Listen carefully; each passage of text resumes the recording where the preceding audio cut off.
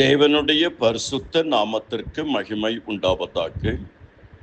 கிறிஸ்துவுக்குள் அன்பார்ந்த சகோதர சகோதரிகளே, ஆண்டவரும் அருமை இரட்சகருமான இயேசு கிறிஸ்துவின் இனிய நாமத்தில் உங்கள் அனைவருக்கும் எனது அன்பின் காலை வணக்கங்கள். பிரேயர் வாய்ஸ் சாட் குழுமத்தின் மூலியமாக உங்களை சந்திப்பதில் மிக்க மகிழ்ச்சி அடைகிறேன். இன்றைய தியானம், கர்த்தர் அருளும் ஆசீர்வாதம்.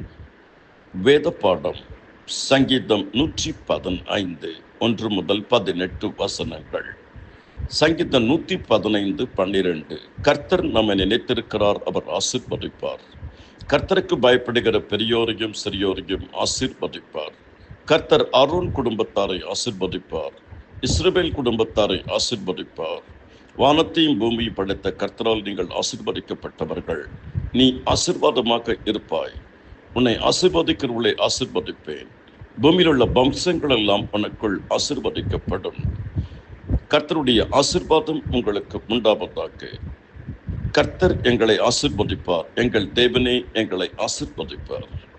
ஒரு மனிதனை கர்த்தர் ஆசீர்வதிக்க வேண்டும் என்றால் அந்த மனிதனுக்கும் ஆண்டவருக்கும் ஒரு நல்ல தொடர்பு இருக்க வேண்டும்.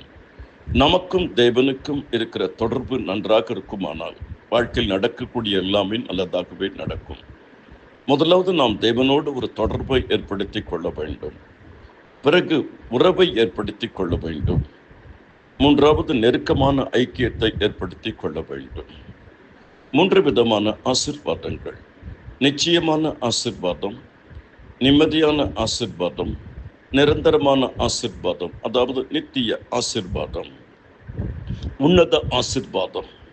கர்த்தருக்குள் அருமையானவர்களே, நிச்சயமான ஆசீர்வாதம். நிச்சயமாகவே நான் உன்னை ஆசீர்வதித்து உன்னை பெருகவே பெருகப்படுவேன். கர்த்தர் தமக்கு மேல் அவருக்கு மேல் பெரியவர் ஒருவரும் இல்லாதனாலே தன் பேரிலே ஆணையிட்டு அவருக்கு நம்மை ஆசீர்வதிக்கிறார். கர்த்தருடைய ஆசீர்வாதத்தை பெற்றுக்கொள்ள வேண்டும் என்றால் நம்மிடத்தில் சில காரியங்கள் காணப்பட வேண்டும். கர்த்தரை தேட வேண்டும், கீழ்ப்படிய வேண்டும், கர்த்தருக்கு பயந்து ஜீவிக்க வேண்டும், கர்த்தரை விசுவாசிக்க வேண்டும், ஜெபிக்க வேண்டும், தியானிக்க வேண்டும், கர்த்தருடைய பிள்ளைகளோடு ஐக்கியமாக இருக்க வேண்டும், கர்த்தருக்கு கொடுக்க வேண்டும். அது மட்டும் இல்லாமல் பரிசுத்தமாய் வாழ வேண்டும். இரண்டாவது, நிம்மதியான ஆசீர்வாதம். நீ தேடும் நிம்மதி இயேசு தருகிறார். கர்த்தரின் ஆசீர்வாதமே ஐஸ்வர்யத்தை தரும், அதனோடு அவர் வேதனையை கூட்டார். ஒரு மனிதனை கர்த்தர் ஆசீர்வதிக்கும் போது அதில் வேதனை இருக்காது. துன்மார்க்கனுக்கு அநேக வேதனைகள் உண்டு, கர்த்தரை நம்பியிருக்கிறவனையோ கிருபை சூழ்ந்து கொள்ளும். நித்திய ஆசீர்வாதம். தேவன் தம்முடைய ஒரே பேரான குமாரனை விசுவாசிக்கிறவன் எவனோ அவன் கெட்டு போகாமல் நித்திய ஜீவனை அடையும்படி அவரை தந்தருளி இவ்வளவாய் உலகத்தில் அன்பு கூர்ந்தார். கர்த்தர் நம்மை நினைத்திருக்கிறார், அவர் ஆசீர்வதிப்பார். கர்த்தர் உன்னை ஆசீர்வதித்து உன்னை காக்க கடவர். உங்கள் அனைவருக்காகவும் ஜெபித்திருக்கிறேன், தொடர்ந்து ஜெபிப்பேன்.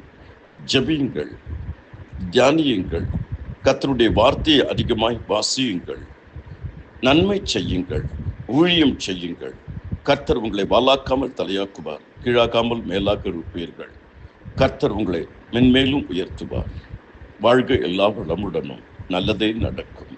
உங்கள் துக்கம் சந்தோஷமாய் மாறும். எல்லா துதி கனம் மகிமையும் மக்கள் செலுத்துகிறோம்.